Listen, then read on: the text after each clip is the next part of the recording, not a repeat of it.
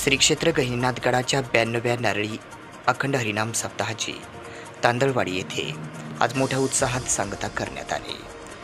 यावेळी आज मोठ्या संख्येने भाविक भक्तांची संत महंतांची आज मंगळवार दिनांक 30 एप्रिल रोजी दुपारी 1 वाजता उपस्थिती होती। प्रतिवर्षाप्रमाणे याही वर्षी मोठ्या उत्साहामध्ये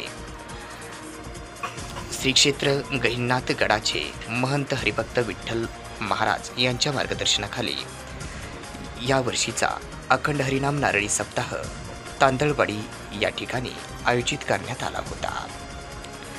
याची मोठ्या उत्साहात आज सांगता करण्यात आली।